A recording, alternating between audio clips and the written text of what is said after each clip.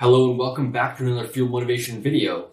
In today's video, we have David Goggins speaking on why you need to remember your why when you're experiencing suffering so you can get through the pain. Enjoy the video. You know what? Because first of all, it does set you free mentally and it gives you a starting point. You have to have the truth to have a starting point. So when you, if I'm lying to you about who I am, or I'm lying to you about whatever, there's no starting point.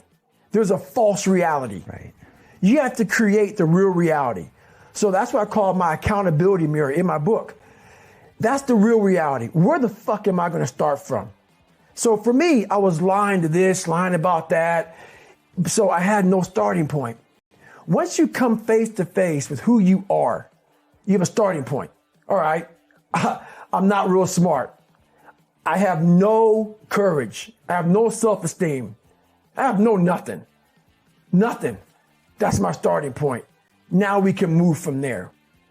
But if I tell myself I'm strong, I have courage, I'm smart, and all these are lies, you continuously push that starting point backwards. Right.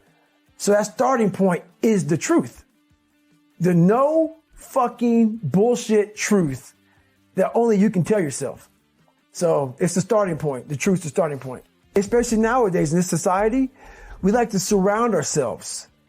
It makes us feel so good. Those people who say it's okay. It's okay. It's not okay. It isn't okay, man. And I get it. Society's changing and we love to feel wanted and loved. Trust me. That's all important. It is. But you have to have the truth from people. Hey, you're not working your butt off hard enough. You're not trying hard enough. We all think we're trying hard, but what are you gauging that off of? Are you gauging off of, like I talked to this one kid the other day, college is kicking my ass. I said, what are you gauging that off of? I go, are you trying? He goes, yeah, I'm trying my ass off. I'm studying hard. I go, what are you gauging trying hard off of? Well, in high school, I didn't have to try at all. And I made great grades. In college, I'm trying hard. You're trying hard compared to what you did in high school, which was it came easy to you. So your reality is something that you created off of something easy. So you trying hard is 2 hours of studying. I'm going to tell you a difference in trying hard and trying hard. Trying hard is something in your mind just doesn't stop. Where you know 2 hours isn't enough. So it's all about, reality and what you're basing things off of. Because even though the 40% rule came up years later, when I was 297 pounds and I was fat as hell trying to be a Navy SEAL, the scariest thing in the world to me, even to this day, was that could have been the rest of my life. I thought then I was trying hard. That's the scariest thing in the world. I thought then 297 pound, working for Ecolab, spraying for cockroaches, making $1,000 a month.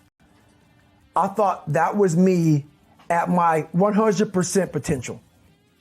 Come to find out, a few years later, I wasn't anywhere near that. 106 pounds less, graduated Navy SEAL training, went on to do all these other things. Looking back on that, that was me trying hard. That's why people got to understand what is in us. We have no idea until we start trying hard. And I mean really trying hard, where you're obsessed with, hey, this is my new norm. My new norm is that, wow, this isn't always fun. It's not always meant to be fun. And that's when you know you're trying hard. We all have two people. We all have two people. And I'm not saying you're crazy.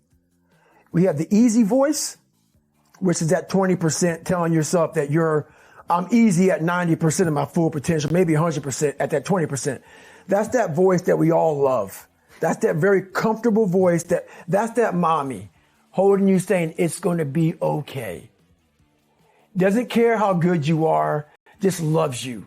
Just loves you no matter how messed up you are in life. That's where you want to be at. So that's that one voice. This other voice that we walk very far away from is the voice saying, hey man, you ain't doing shit. So we try to get this voice out of our head completely. And we live over here in this land. So what you have to do first is turn up this voice over here. The voice saying things to you that aren't nice, that It's in our head saying, you know what, man, dude, you're not doing shit. You're not amount. I mean, and it's not putting yourself down. People take this the wrong way in this new society. I'm not saying to put yourself down. I'm saying listen to the truth.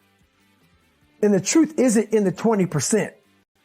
The truth is in this other part of your brain saying, look, man, you're wasting a bunch of percentage here. We have 80 more percent that we're not tapping into, because in this other 80% is suffering, pain, failure, self-doubt, darkness, and then a whole bunch of light. But to get to this light, you got to go through all of this shit. So a lot of us know that.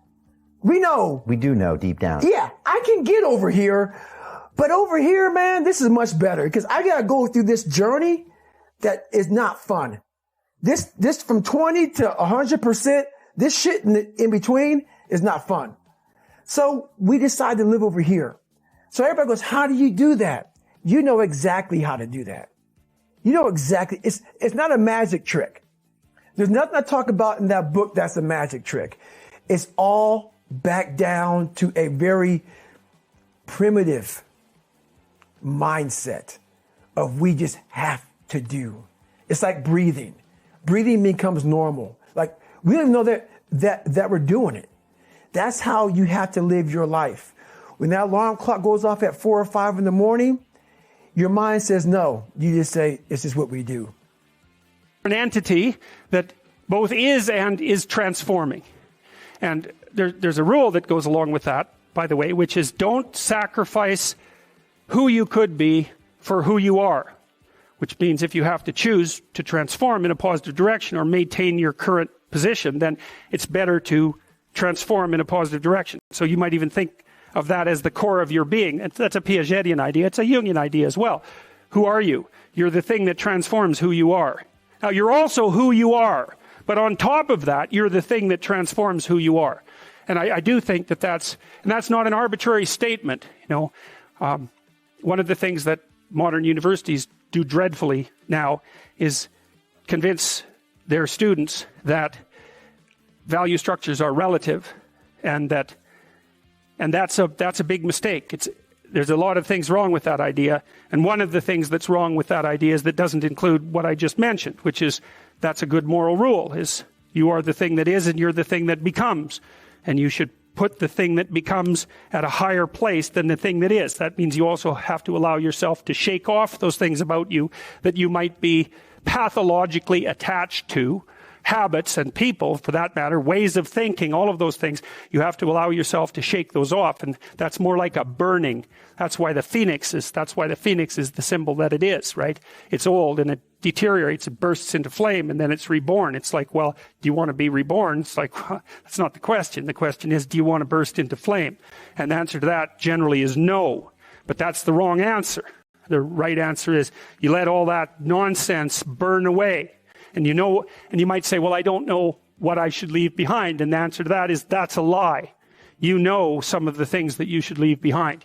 All you have to do is ask yourself. You'll come up with a list instantly of 100 stupid things that you're doing that you know you could stop doing. Some of them maybe you don't know you could stop doing. It's like, well, fine, leave those alone for now. But there's a bunch of things you perfectly know well that you could stop doing that would improve your life.